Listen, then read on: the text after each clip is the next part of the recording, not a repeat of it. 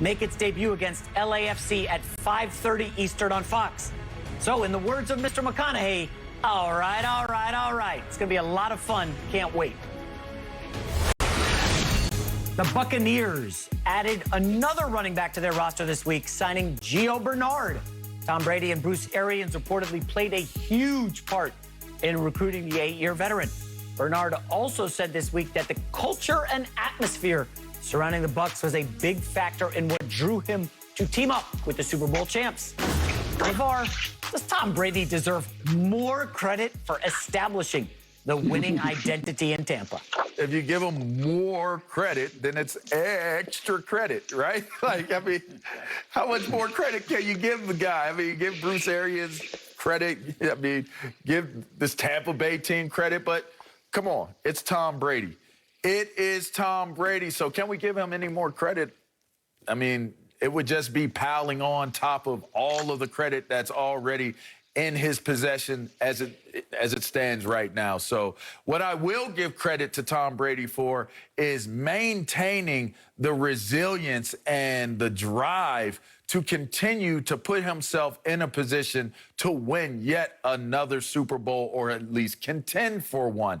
We talked about last year with this Tampa Bay team, the one thing that they were lacking was a receiving running back. They needed to have somebody who could catch the ball better than what was currently taking place with this Tampa team. You add Gio Bernard, Giovanni, and now you have a guy who can do just that. He gives you that third down back that can catch the ball and give you that extra dimension out of the backfield.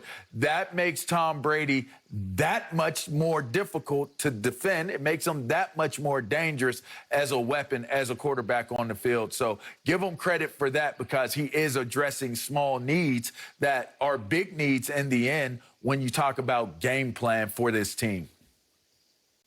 I give Tom Brady a ton of credit, but I also give a ton of credit to management, to ownership, to Bruce Arians, because they've allowed Tom Brady to do what Tom Brady and only Tom Brady can do, and that is recruit in the National Football League.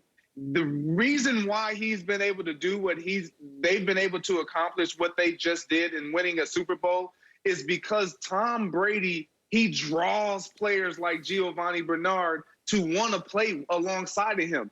Think about where Giovanni Bernard just left the situation, the Bengals. He's never won. He's never sniffed winning. So now he automatically gets to go to a culture to where they used to never win. They used to not sniff winning. But because of Tom Brady and because of the draw and the attraction and the humility and the ability to really relate to players in a way that no other quarterback has ever done, in my opinion, that's what is allowing this team to have an opportunity to repeat, which is so hard to do.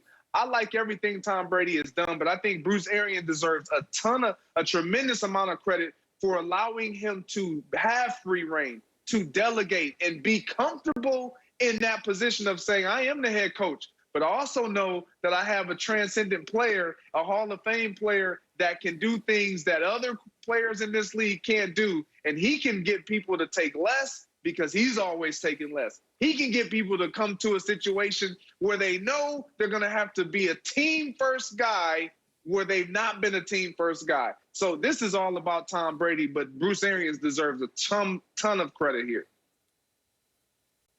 Not a ton, Greg. He deserves a little bit of credit. This is all about Tom Brady. This is all about Tom Brady. Tampa Bay missed the playoffs 12 straight years before Tom Brady got there. Bruce Arians was there when they went 7-9. Todd Bowles was there. Most of the players were there. In fact, the guys he brought in, Gronkowski was retired. Leonard Fournette got cut by the worst team in the league, and nobody wanted Antonio Brown. This is about Tom Brady. I'm going to flip it a little because I agree with you guys, obviously.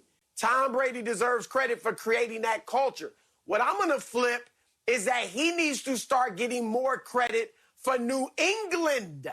All right? Now, I'm not going to disrespect Bill Belichick because he really helped create Tom Brady and make him into the player that he became. But when we look at Belichick without Tom Brady, it ain't pretty. 8 seasons he's coached without Tom Brady as his quarterback. He's made the playoffs once. And in New England, people want to say, oh, that was with Cleveland. No, it was also with New England. The year before Brady was the starter, they were 5-11. Then they were 0-2 with Drew Bledsoe, really good quarterback, all-pro quarterback or Pro Bowl quarterback. And then he gets hurt. Brady comes in.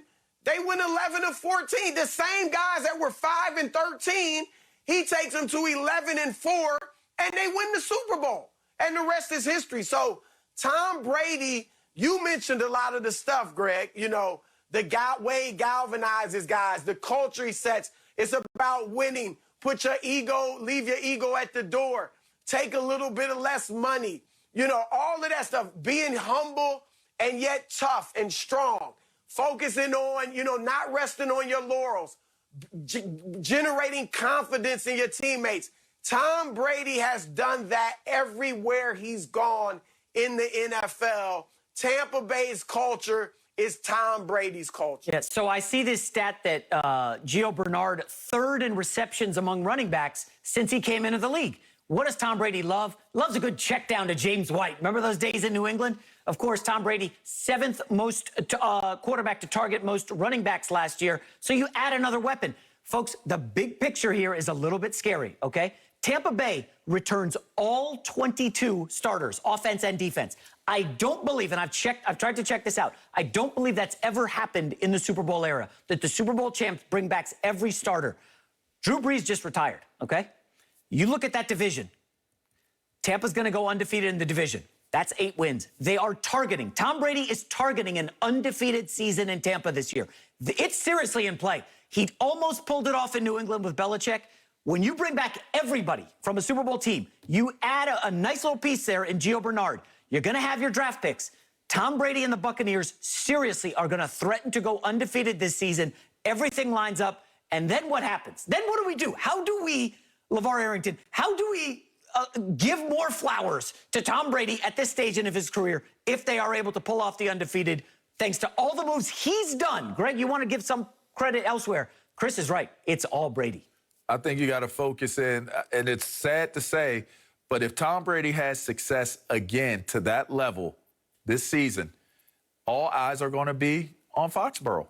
I mean, it's the only other recourse you can have because you're just continuing to pile on to what that representation of what Tom Brady is. You're going to look at Foxborough because you're still trying to figure out how much did Bill Belichick play in the success of Tom Brady into the success of the New England Patriots. I think that Tom Brady this year, if he has the type of success you just said, J-Mac, puts even more pressure on Bill Belichick and what it is that he's doing. And I can't say it any other way than Can't that. wait for that either. Did Trevor Lawrence It'll be hard, just stamp to get 8 wins in that division, though. a red flag on his Just work 6. ethic? We'll discuss that next. Right. No mercy, no mercy.